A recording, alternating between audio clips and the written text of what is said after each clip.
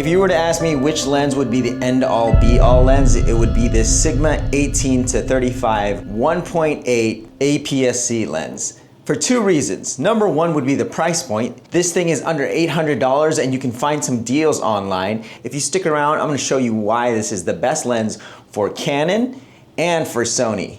Do you ever watch those shows when people fall in love with inanimate objects and they have like with their couch, or they like marry their freaking car bumper? Well, this is how I feel about the 18 to 35 Sigma 1.8 lens. I don't really want to make love to it, but I will kiss it.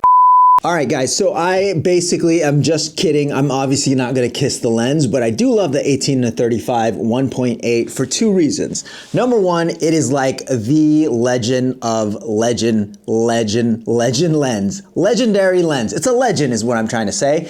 Number two, I have it compatible both for Sony and Canon. So I use Sony cameras in the studio, like my A7C, and then I personally love using Canons at home when people don't judge me, like my podcast guy, Austin. They suck. Compatibility is another thing why I love the lens. You can mount it on E-mount lenses, EF lenses if you have the adapter. And then the third thing about this lens, which we'll get into a little bit later, is the price point. I recently shot a music video just on the A7C Mark I and this Sigma 1.8. I'm gonna play some footage in just a second, but this lens paired with a really great full frame camera like the A7C. I mean, just check out the images that we're showing you right now. Like, this stuff is muy bueno, you know? It looks beautiful.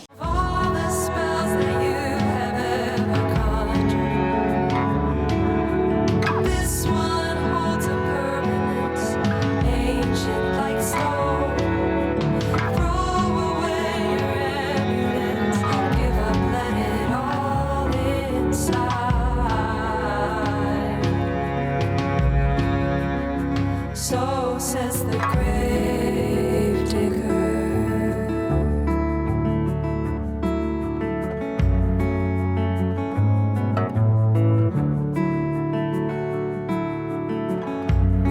So originally I've been using it on my EOS R, which is my go-to moneymaker. I've had this for years. It literally has built my business. I basically have to use an EF adapter because this Sigma is an EF lens, and I'll tell you why that's awesome in just a second. If you get the Canon EF to E mount adapter, which is the Sony adapter, you could literally mount this lens on Sony full frame, Sony APS-C like this FX30 right here, and you can go in between Canon. I've used this lens on multiple shoots. I personally like it for like music videos that I've shot. Now this lens is no joke, guys. This thing is pretty heavy. I mean, it's pretty beefy, especially with a cage, but I personally like that. This lens does not have image stabilization, so I do like that it's on the heavier side. So I'm gonna switch over to my Canon and I'll show you some examples of how this thing looks. Let me get an SD card in this thing. All right, so this is where the Canon EOS R likes to live, ISO 400, 1/50, because we're in 23:9:8. We're at 1.8, we're in 4K. I'm gonna show you how this looks on my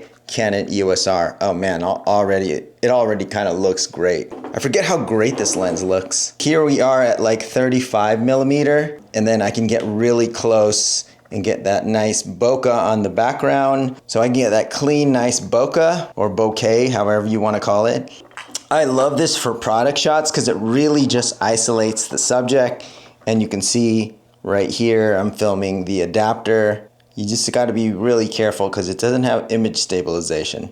Again, here's an example at 18mm in 4K.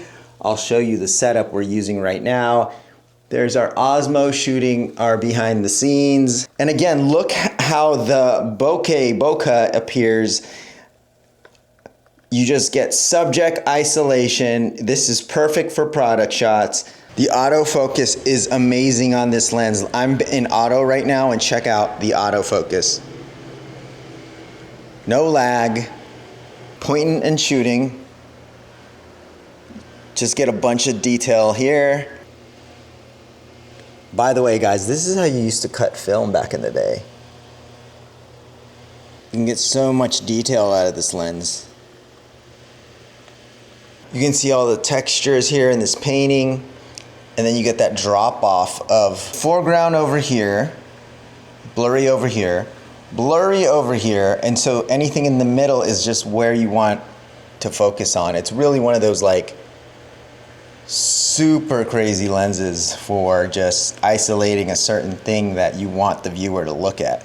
Like just look at the foreground on his hand, you know, and just see how the rack focus behaves.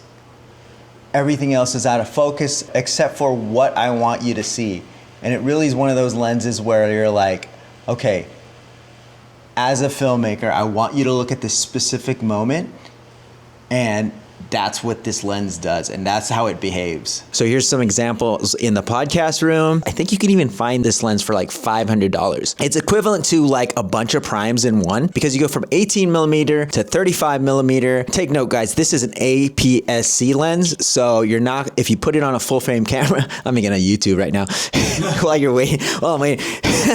I'm never in the studio, you know what I mean? So I might as well. So here are a few more examples using the 18 to 35. We're actually shooting Sean's angle with the 18 to 35, and I'll show you a little bit of that. Also here, Sean McGuire for hire. He's setting up the Insta360. Maybe I'll do a review on that. He's got his meta glasses on too. See, there you go. He actually uses this thing more than I do. All right, that's gonna be our like behind the scenes angle. This is the 18 to 35. It's gonna be on Sean. There, we got it on the A7C. Sean's gonna be doing that. He's checking his angles. I'll give you guys a little tour while I'm waiting. We have another camera back here showcasing sort of like the behind the scenes look with Sean's A7 II.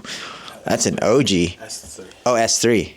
And he's got a 17 to 28, which is basically what I have on this FX30. It is also the 17 to 28 Tamron. Those are good lenses. And then, you know, we're veering off a little bit from topic, but here we have the Rode Pod mic on all of our 4 Elgato boom arms, and we're using the Rodecaster Pro 2 for our podcast. That's it. All right, back to topic. So check it out, guys. You can get this lens used for $394. And on B&H, it's $634. So basically, you're getting a bunch of little primes in one zoom lens. All right, guys, that's pretty much it. Let me know what you guys think. I'm gonna put the link in the description. Pick this lens up. It is literally an essential lens.